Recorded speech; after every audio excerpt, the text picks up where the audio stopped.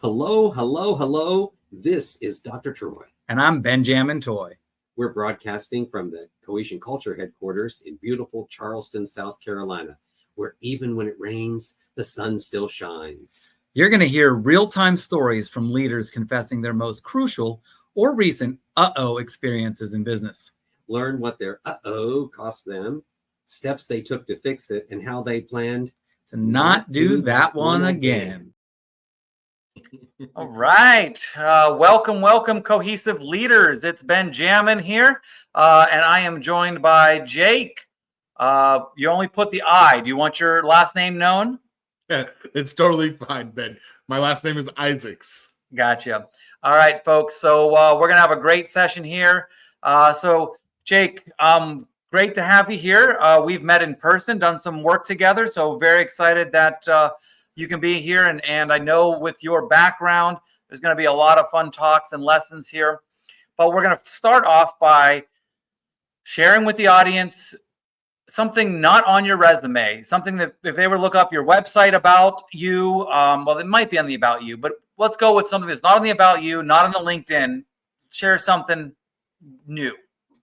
Yeah, great question. I think one of the things that I like to use as an icebreaker that is not on my resume or on LinkedIn is that my very first W-2 job was with the Chicago Bears. Wow. Yeah. What did you do there? I was able to assist them on their equipment staff for 3 seasons. And this is where I tell people that being a good kid in high school actually does pay off. One of the staff members that was associated with our athletic program in high school moonlighted for the Chicago Bears, unbeknownst to anyone in school. And so one day he approached me and said, "Hey, you know, I've noticed you around. You're a hard worker. You're a good kid. Looks like you've got a good head in your shoulders. There's an opportunity available at the Chicago Bears. I would love to recommend you for the position if you would be interested." And he recommended me. I had an interview, and I got to work with the equipment staff for 3 seasons, and it was just an absolute dream as a 16-year-old awesome. boy to be paid to play football with professional football players. Heck yeah, man. All right. So next thing on getting to know you, I want to know who you are, your identity as far as character traits, behaviors. How would others describe you? How do you aspire to be described? And this is going to be independent of any roles or hats you wear, right? We want to know who is Jake Isaacs, and because those roles change. So who is it that others say you are, or who that you hope you aspire to be? Yes. Gosh, what a fantastic question. My business partner has lovingly titled me a serial integrator, which I just really find a lot of love and comfort in. Before he came up with that phraseology, I considered myself to be a fixer. But who do I aspire to be? I aspire to be someone who is present, someone who's loyal, someone who people can count on. That is awesome. That's good. All right, now let's go in the roles, the hats. Give us as many years of history as you want. What did you do? What are you doing? What you plan to do? Yeah, well, kind of along that serial integrator mindset, I have just been the number 2 at a lot of different businesses, helping to run operations. I find a lot of comfort in providing organization where there is chaos, and developing systems and processes. And so my background is illustrious. I've done stuff in the tech space. I've built out call centers for Sprint, Nextel. Ben-Jamin, that's how old I am. When Sprint and Nextel were still together. I don't even think Nextel exists. I know them. Yep. Yeah. Back in the push to talk days. I've worked with small family-owned businesses, helping set up the operations for their organizations. I've worked in the hospitality space for 10 years for Marriott and Hilton, bouncing around, turning around underperforming hotels. I've worked in the nonprofit space, managing some government funds from the Health and Human Services Department. And most recently, I work with just one of the most amazing humans that I can ever be partnered with. His name's Chaz Wolf, and we run an organization called Gathering the Kings, and it's an entrepreneurial mastermind community. And you say the number 2 with a lot of pride. I do. For any listeners, there's a great video. Gary Vaynerchuk talks about this, where we are in a mindset in a world right now that everybody needs to be their own boss, an entrepreneur, and everything. And Gary V makes a statement one time, is like, you got to realize that this is you don't know what you're getting into. Not everybody's cut out for this, and some people are just really good at being number 2s, and when they remove some ego, sometimes the top dog or the founding is all ego driven to some degree. But when you are a number 2, you get to have a lot of the perks and still have one more level that it goes to as far as responsibility in some aspects of things. So I would dive into that, about your journey about being the person that is reliable, that integrator. What does that mean for others? Because we are approaching and going after typically employees that are growing and developing. Now, all of our content can be used for budding entrepreneurs as well, but for the most part, we're looking for folks that are trying to grow, develop, and advance in their career. Explain and unpack what being a number 2 means. Yeah, great question. When I was younger, I was asked once, would I rather be Bill Gates or Paul Allen? And at the time, I had no idea who Paul Allen was. And so after doing a little bit of research, I'm like, gosh, this Paul Allen guy sounds amazing. He's got all of the success and the accolades, and still has the anonymity to be able to go to dinner and enjoy it by himself. Nobody knows what he looks like. Yeah, exactly. And so just at a kind of a young age, it's like, man, that actually sounds like the dream, because I'm not one that enjoys being front and center. I'm not one that enjoys the spotlight. We do a lot with our clients around predictive index. And so one of the personality traits in the predictive index is around social ability. I'm considered a low social person, which means I'm more process driven. I like my alone time. And so when I was kind of figuring out where my superpowers lied as I was developing my career, it was around being someone's go-to. I didn't need to be the person that was standing in front of the room, leading all of the meetings.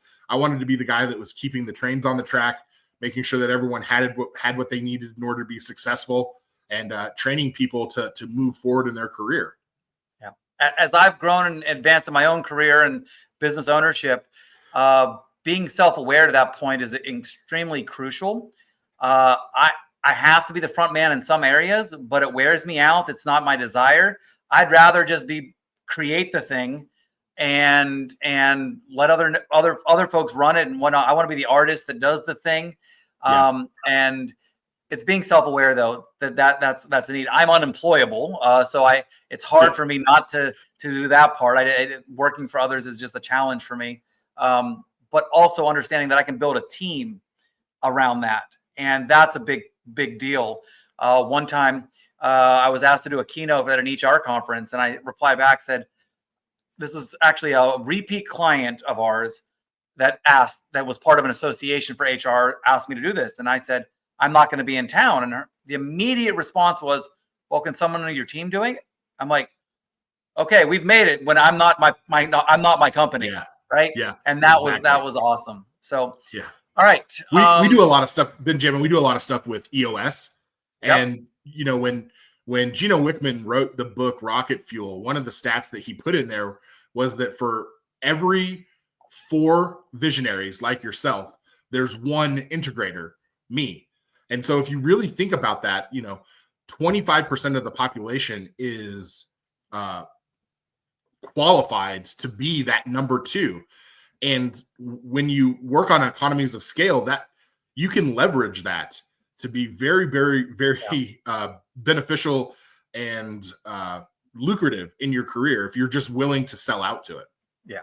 And so anybody listening, man, you guys don't have to be the boss, or, you know, you can be a manager in that level, but you don't have to be the owner, right? As you grow and develop in your career, you can be the go-to and the reliable person And while sometimes we can say that companies can replace you easily and all that, and I agree with that people can be replaced and they will figure it out. But there's ways of making yourselves almost non-negotiable. Like, okay, things would crumple because they don't know where the institutional knowledge that a good integrator, a good number two has is remarkable to the operations. And me having a good office manager has made the world of difference for us. So yeah, I love it. All right. That was some good meat already. What experience are you willing to share these folks? You know, you've got a varied career. What is something deeply personal or public that you messed up on? What did you have? Yeah. You know, in reflection of this question, getting ready for the show, I was thinking about all of the different experiences that I've had in my career. And, you know, I've had, I worked for a moving company, and we had a crew of movers steal 25 firearms from a client once, and dealing with that was just a mess. You know, I've lost tens of thousands of dollars on trying to do initiatives that just didn't work out. But I think the one thing that was the most impactful to me as a young manager, as a young people manager, I was rising through the ranks of the hospitality industry, and I was an assistant general manager for a hotel. And hotels are staffed 24 hours a day, right? And so typically the people that work overnight or that are willing to work overnight on that shift can kind of get away with murder because there are not very many people that are willing to work overnight. And so we had this lady who just repeatedly would sleep in the back and not follow through with the things that were on her task checklists. And it was just a real pain. And Ben, one of the things that I tell my clients is culture is determined in your organization by the worst behavior you're willing to accept. And, you know, I just knew that it was bad for the team morale for the morning crew to come in and see this lady sleeping in the back office or having not completed her tasks. But also out of self-preservation, we didn't want to let her go because we didn't want to have to staff that position ourselves, right? And so it just was not a great situation. Well, one day she no call, no showed. And we let it slide. The next day she no call, no showed. And I was out of town. I was at a friend's wedding. And after this, the second day of her no call, no showing, we determined that it was probably going to be best for us to move on from her as an employee. Well, you know, I wasn't in work mode. I was in fun mode, and I was trying to be present for my buddy for his wedding and do all of the things that come with bachelor parties and all of that type of stuff. And so it was 6 o'clock in the morning, and my staff had told me that she was not there from the previous night. And so I thought I was sending a text message to the general manager of the hotel. And I said, hey, looks like our so-and-so problem has been resolved. We can take care of this right away. Well, Ben, I accidentally sent it to the employee. Oh my gosh. I send this text message about this lady to this lady. And instantly I just realized what a huge mistake I had made. And really, more than anything in that moment, I just felt really bad because that's not how I was raised to treat people. And this lady at the time was significantly older than I was, and she deserved, more respect from me than I was showing her in that moment.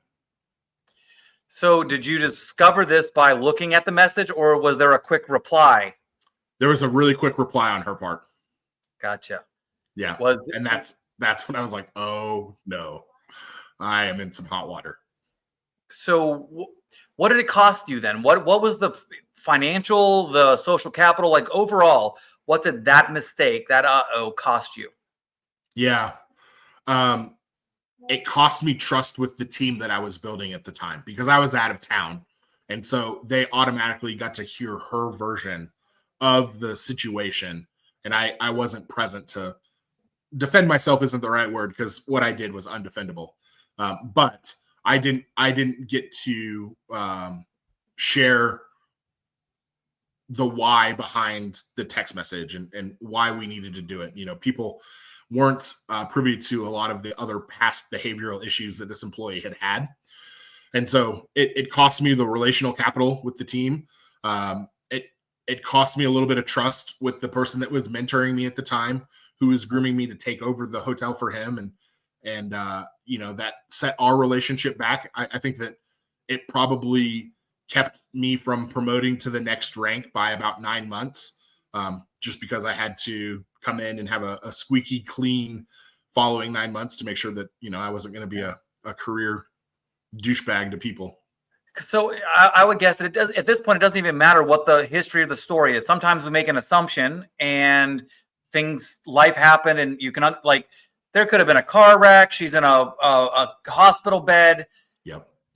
Or just she was on a bender, right? There could have all these reasons. That's not the issue here. So the issue was you made a quick knee jerk. You shouldn't have probably replied at the time you did. Right. So what did you implement personally to not do that type of thing again? Like what processes what standards and processes did you implement to not do that kind of thing again?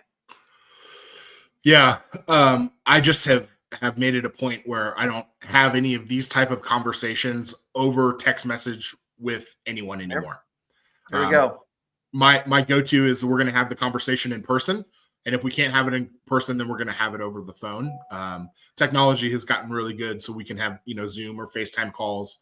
But, in that moment, my mind was racing a million miles an hour and I wasn't thinking clearly. And, I thought I was text messaging someone that I wasn't. And, what just a silly, embarrassing thing for a young 20-some-year-old person to do.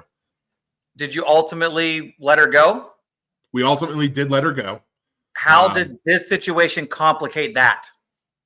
Yeah. So it gave her an EEOC claim for discrimination. Gotcha. Even if it wasn't there, because there was there some language in there that probably shouldn't have been? Or yeah.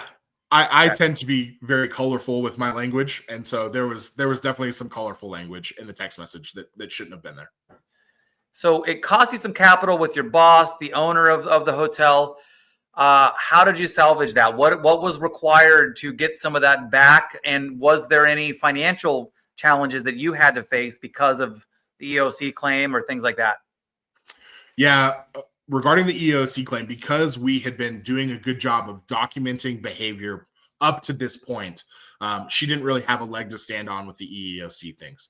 Aside from it being very embarrassing, I did humble myself. Not only do I apologize to her, I apologize to the entire staff, and I apologize to my boss because, you want to go to work for someone that you can count on, that you don't think is going to be speaking nasty about you behind your back. And that was really, I think, the biggest aha moment in my situation was I needed to grow up and be an adult. As assistant GM, did anybody make you do that apology? No. You chose to do it, right? I chose. I think if I would have not done it willingly, I would have been told to do it. But I didn't even allow that situation to arise because I knew I was in the wrong. And in what format did you give that apology? So with her, we went ahead with the termination process, and part of that was she had to come in and turn in, uniforms and all that type of stuff. And I made sure that I was present when she came in to do that so I could have that conversation with her face to face and apologize to her for it. And then regarding the rest of the staff, we had morning stand-ups or morning huddles before the morning shift. And then we had one in the afternoon after the afternoon for the beginning of the afternoon shift. And I just made sure on the same day that I addressed the situation in those huddles with both of those staffs. You could have easily skipped the meeting with her, right? I mean, and just, Absolutely. Done the thing. So how does showing up like that help your leadership now be able to say that, hey, I've done this? Does it, because you coach folks, you're around and how is being there and saying, I've made this decision to be in an uncomfortable situation when I could have easily avoided it? And how's that change your perspective on coaching and leadership? Yeah, one of the things that I've always wanted to like do in my life is not shy away from the hard things. And it was extremely embarrassing, and it was very humbling, and it was really hard because, to your point, it would have been very easy for me to schedule myself to be busy and no one would have thought anything about it. But that's not who my mom and dad raised. That's not the character that I want to have when I deal with other people. And if I ever were to be in that situation, I would hope that someone would respect me enough to be there and have that conversation and apologize to me, or to, talk it through. And so I just wanted to make sure that I showed up in that manner for her. There's a saying or expression that when it's hard times or challenging situations that they're character building. I actually don't like that expression. I say those challenging things are character revealing. Your character was already there, right? You had to reveal who you were in that time period. That didn't build you.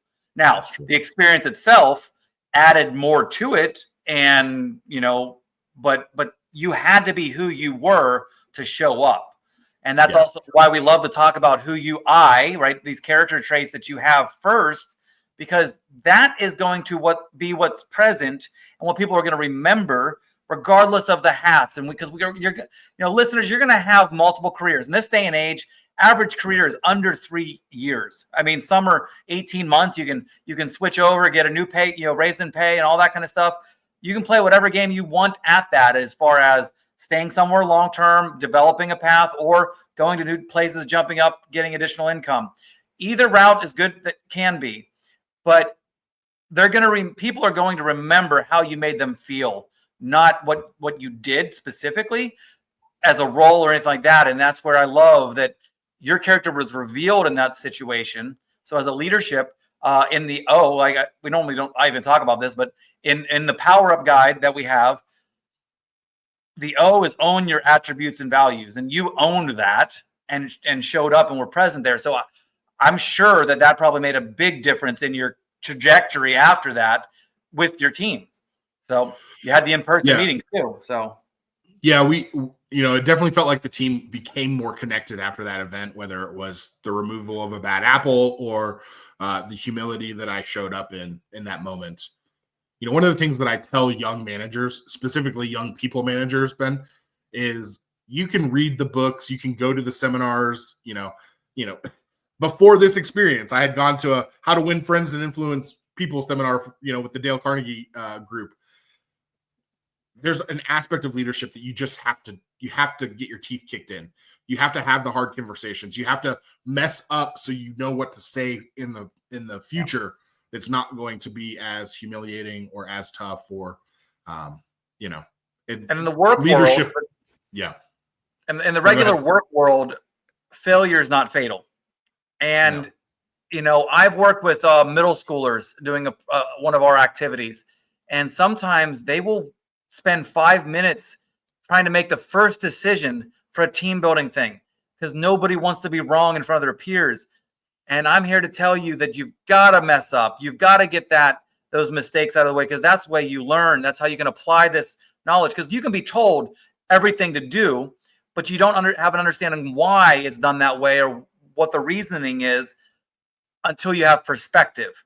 And so you could have easily given the excuses that you had, 6 a.m., long night, all the things that happened. You could have given all those things, or just say, nope, I messed up. It was an and here's where we go with it. So, wow. Yeah, I love that failure is not fatal. Inside of Gathering the Kings, we run an entrepreneur student community for 8 to 18-year-old students.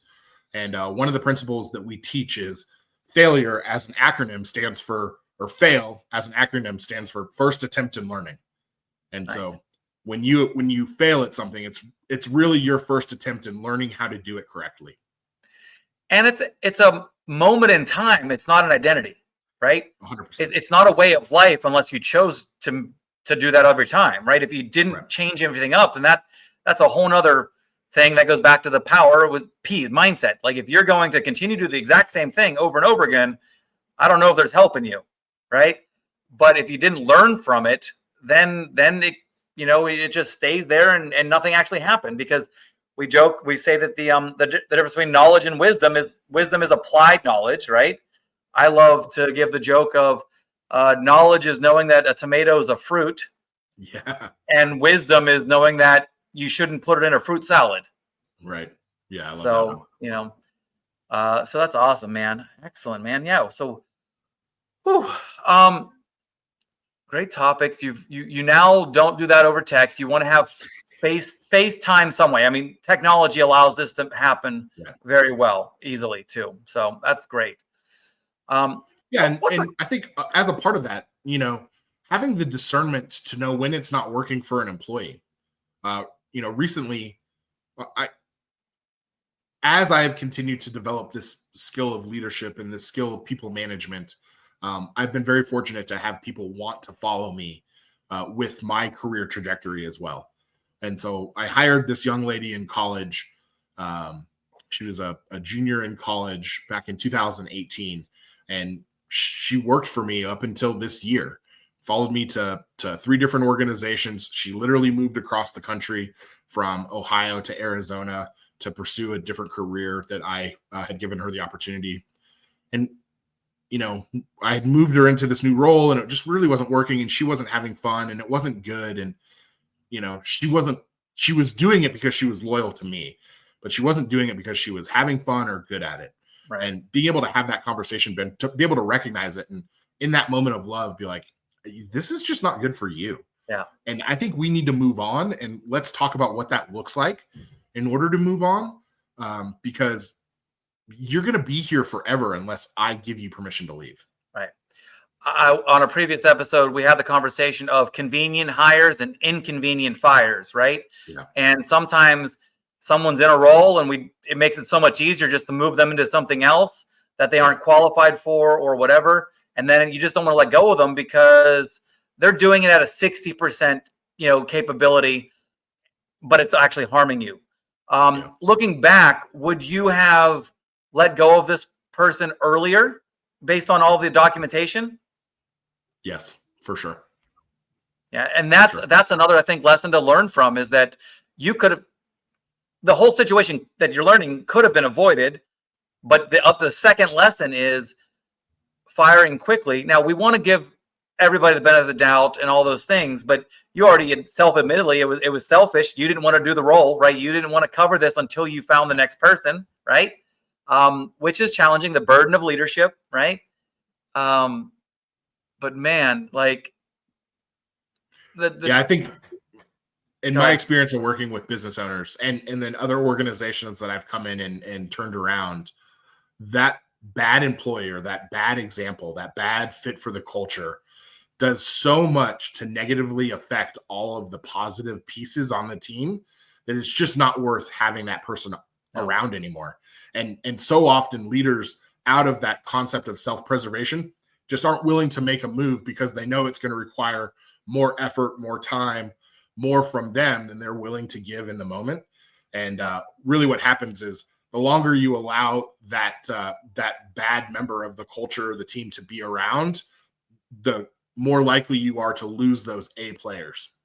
And most folks are more annoyed with the coworker with the bad attitude than the capabilities, right? Sure. We can only control attitudes and actions, but they can overlook some actions and capabilities because, okay, they need more training, it hasn't been long, whatever. But the attitude is the cancer that slowly creeps in. Yeah. And the hard part on this is you want to believe in folks that they can do it. And I had a coach one time said, that's great. Believe in everybody, but you don't have to count on everybody. Yeah. And when I got that perspective, you understand, okay, well, this is where if I can't count on them, I can believe that they can excel somewhere else. And that this is just not a good fit. And that's a hard one. So as you are emerging leaders, listeners, and if you end up having a team that you start managing, it's going to be challenging. First, you have to do your part, though, finding out if it's a will or a skill issue. We teach the SEED method for conflict resolution, or having cohesive conversations. You set the tone, you give some examples, you talk about this. that's on you. You have to find out the reasoning why they're there.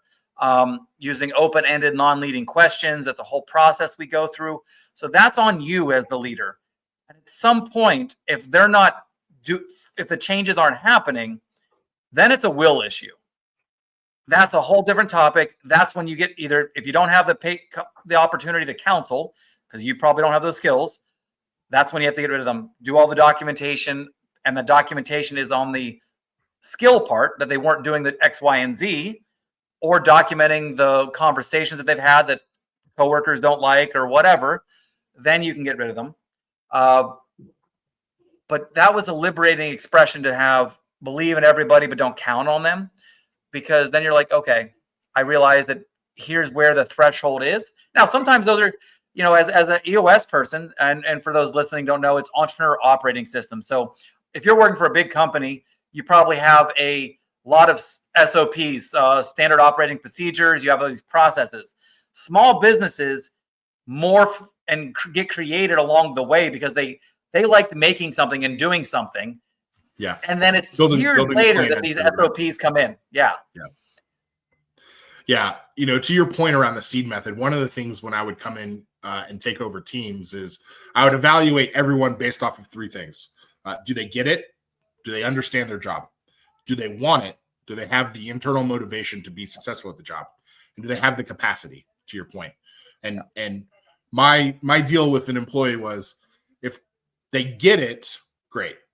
If they don't want it, it was an automatic off, right? Because I can't teach motivation. I can teach capacity, and I can teach skills for the specific job, but I can't teach motivation. That's not my role. So, and that's a big one as a manager, to get to that point of, some people may say, no, I want it, but they actually only want the money. They want the title. They want it as a stepping stone, but they actually don't want the role. And that takes some discernment. And sometimes you have to go through these bad hires, these bad situations, for you to realize, oh, it's going to cost me long-term way more for it. So, okay, how do we twist this? How do we change this perspective of you're the employee in a situation like this? How would you, what could she have done differently to help to avoid this situation? If now you're the employee. Yeah. I mean, I think communication is never bad, right? And so in the scenario where she no call, no showed, right? If it was hey, I'm on a bender and I can't come in, I think I would have appreciated that more and have been willing to work with her in that scenario, because she was open and honest about the situation that she was experiencing, and it allowed me to adjust accordingly, as opposed to just counting on someone and them not showing up, them not fulfilling their part of the agreement or the relationship. Right. And so as an employee, I always encourage open and honest communication, right? There's no such thing as over communication with your chain of command. It doesn't mean there's going to be agreement in everything and acceptance of it, but it's awareness. Some things can be worked through if you're willing to say there's an issue, and a good leader will try to figure those things out with you. But the communication piece is important. I recently had a situation where an employee ended up in the hospital, and he had his mother text us at 6:30 in the morning. So we were not shocked that a person was not there, right? Yeah. He was incapacitated. And so it was, he took responsibility to handle it. Now it was interesting. We had to make sure he had a weird phone number for whatever reason, but we figured that one out. So it was good. All right, and Jake. I don't know in that situation, Ben, I don't know if this applied to you, but in my history, I've been more willing to show up for people and help problem solve when that communication has been initiated in those moments of hardship. Yes, I totally agree. And that says, hey, they're willing to put themselves out there. I can do the same. So that's powerful. Yeah. So Jake, what is a question you thought I would ask that I didn't ask? A question I thought you would ask that I didn't ask. I thought you were going to ask me what it's like walking through life as a beautiful ginger. And I'm a little disappointed that you didn't ask me that, Ben. All right. So I want your answer to that now. You brought it up. Less time in the sun. Is that it? You know. Exactly. Lots of sunscreen. I bought stock in a sunscreen company very early on in my life because I just lather it on. That's good. That's good. All right. How can our listeners get a hold of you? Because you give that information, but also you mentioned working with Chaz, Gathering the Kings. So you can explain. You can give your personal stuff, and then also what blurb on what Gathering the Kings is. Yeah, if you are an entrepreneur and an aspiring entrepreneur that's looking for community, looking for like-minded people who are interested in not only growing their businesses, but excelling in their family and relationships, then Gathering the Kings is the right place for you. And you can get more information about that at gatheringthekings.com. I'm very active on Facebook and LinkedIn and can be found by searching for Jake Isaacs. Excellent. And that, for those listening, it's Isaacs, ISAACS. Yes, sir. Yep. Exactly. All right. And good. And we're going to end with the same expression or saying that we end all of our programs with. That is, you don't have to know everything. You just need to be teachable.